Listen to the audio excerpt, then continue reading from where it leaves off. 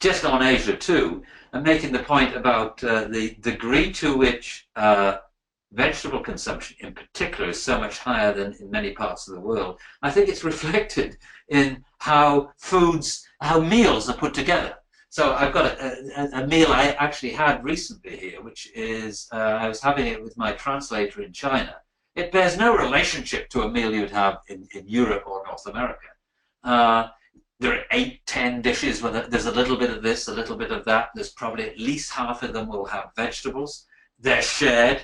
It's a completely different culture. And again, I think that's really important too. If we're thinking of food marketing in its widest sense, it's really important to understand the culture that underpins food consumption and the socializing of food in the country in which you are considering. So here we are, you know, in Australia, in the UK, for example, a meal is based on a plate. A plate will be my plate. I put food on my plate and I eat it, I don't share it. It couldn't be more different in Asia, and I think that has huge implications for how food is consumed.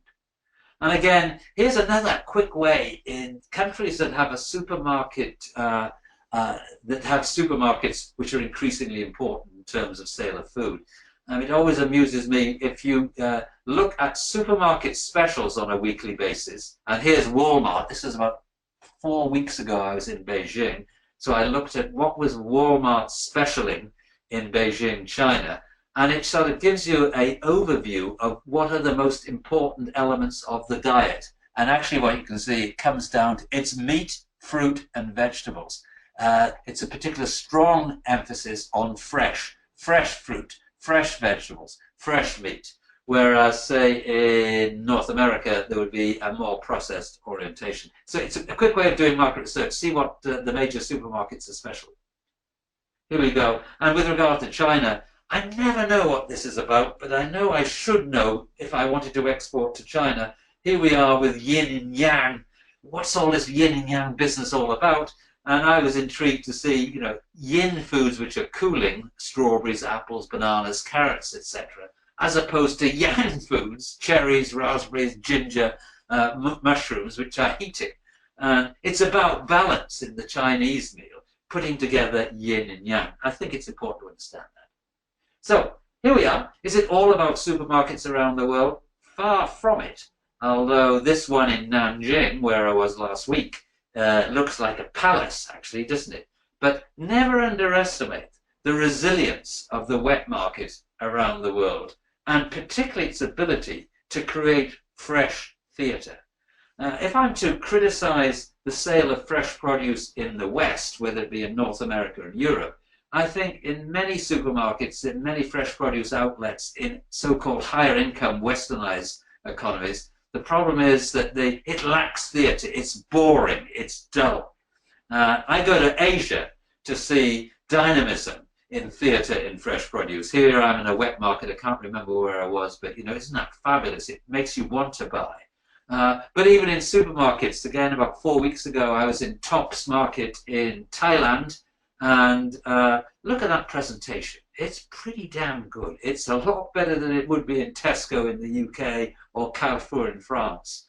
Here I was in Brazil just the other day in Sao Paulo, and again, it's a mango presentation, I think, in a supermarket, and I think that, you know, is attractive. Or Singapore. So I'm saying, here where I am in Jason's in Singapore, great markets, a supermarket chain owned by Cold Story, which in itself is owned by Dairy Farm out of Hong Kong. Retail theatre is good in Asia and in many emerging markets, much better than in Western countries, I suggest. And two, then just quickly flicking through, we know in Hong Kong, in Singapore, in China, but also in Thailand, there's this ability to use food for celebration occasions, which may be, for example, Chinese New Year, where you see astonishingly high-priced fresh produce. Jason's in Singapore here, melons at US $30 a piece. Where am I next going to?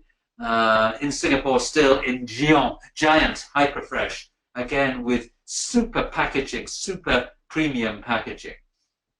Moving on, again in Jason's in Singapore, you can see that's 29 Singapore dollars for about 12 strawberries. They're high-priced strawberries by any measure, I can assure you. But when I talk to a lot of fresh produce exporters, they seem to think, yes, that's the market we want. It's much more harder than meets the eye. Expensive carrots in Jason's, they were the better part of $1 each. Can you imagine?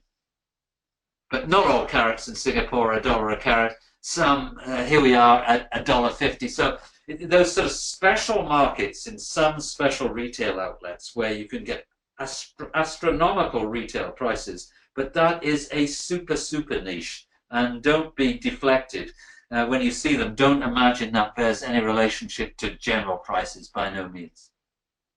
And here we go again, premium packaging for premium priced produce in Bangkok.